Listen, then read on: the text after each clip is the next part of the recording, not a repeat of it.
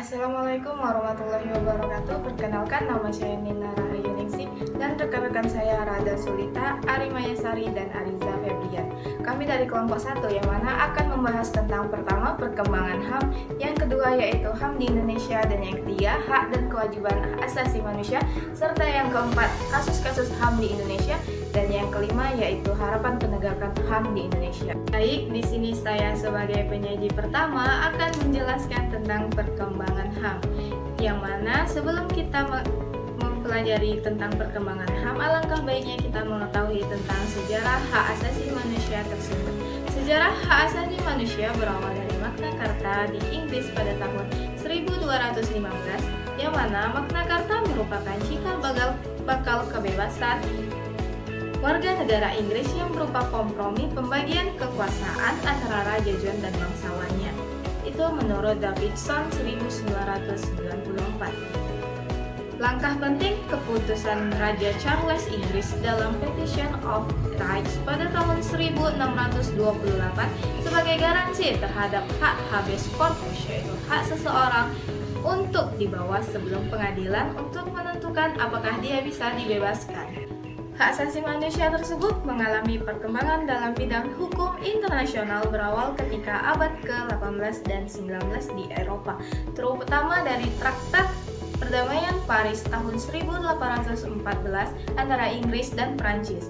Kemudian pembentukan International Committee of the Red Cross atau ICRC pada tahun 1863 diikuti dengan Konvensi Genewa pertama pada tahun 1864 untuk melindungi tawanan perang, mengatur cara-cara perang, dan perlindungan terhadap masyarakat. Baiklah, di sini saya Ariza Febrian akan menjelaskan mengenai tentang perkembangan HAM di Indonesia. Nah, di Indonesia sendiri tidak ada tokoh-tokoh yang diakui secara internasional sebagai pelopor penegakan HAM. Namun, bukan berarti di Indonesia tidak berupaya untuk menegakkan HAM. Nah, perjuangan HAM di Indonesia itu dimulai dari sejak awal penjajahan. Kita tidak hanya berjuang untuk mengusir penjajah, namun juga kita berjuang sebagai upaya dalam penegakan hak asasi manusia.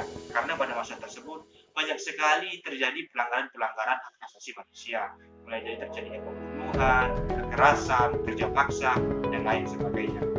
Nah, dalam sebagai tonggak penegakan HAM di Indonesia itu dapat kita lihat dari mulai dari Hari Kebangkitan Nasional pada 2 Mei 1908 dan juga pada Hari Sumpah Pemuda 26 Oktober 1928 dan tentunya pada Hari Kemerdekaan kita 17 Agustus 1945. Nah, selanjutnya HAM juga itu terbagi menjadi beberapa macam, mulai dari adanya hak asasi pribadi, hak asasi ekonomi, hak asasi politik, hak asasi peradilan, hak asasi sosial budaya, dan juga hak asasi hukum. Nah, untuk materi selanjutnya yaitu akan dilanjutkan oleh rekan saya Ariza.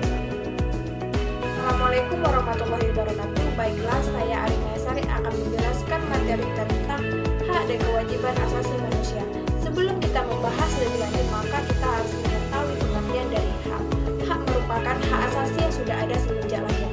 Sedangkan kewajiban merupakan kewajiban yang wajib kita laksanakan. Jadi, dapat disimpulkan pengertian dari hak asasi dan kewajiban asasi manusia yaitu seperangkat kewajiban yang wajib dilaksanakan setiap orang yang bertujuan untuk melindungi HAM.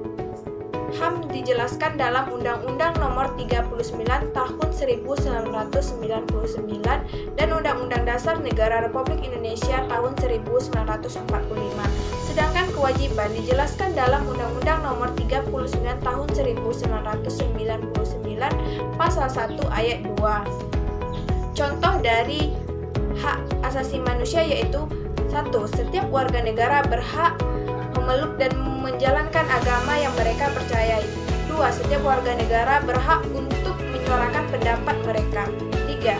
Setiap warga negara berhak untuk menerima pendidikan. 4. Setiap warga negara berhak untuk memiliki kedudukan yang sama di mata hukum. 5. Setiap warga negara berhak untuk mendapatkan penghidupan yang layak. Sedangkan kewajiban asasi manusia yaitu kewajiban untuk membayar pajak. 2. Kewajiban menaati peraturan. 3. Kewajiban menghargai orang lain. 4. Kewajiban mengikuti pendidikan dasar. 5. Kewajiban melakukan pembelaan negara. 6. Kewajiban untuk tunduk kepada pembatasan atas hak dan kebebasan. Sekian dan terima kasih. Saya Rada Sulita akan menyampaikan materi mengenai kasus-kasus HAM di Indonesia.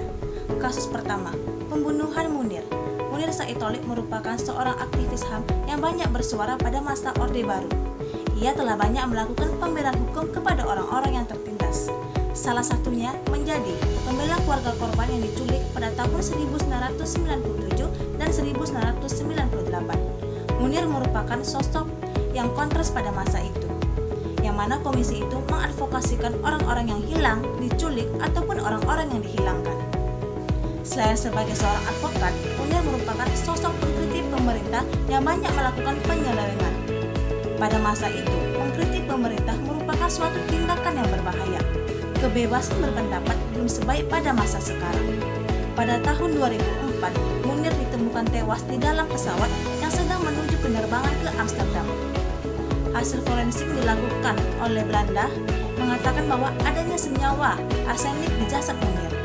Kuat dugaan bahwa Munir telah diracuni oleh pihak-pihak tertentu yang tidak mau mengkritik mereka. Ini merupakan salah satu pelanggaran HAM karena adanya pembungkaman dan penghilangan hak bersuara serta hilangnya nyawa seseorang secara paksa.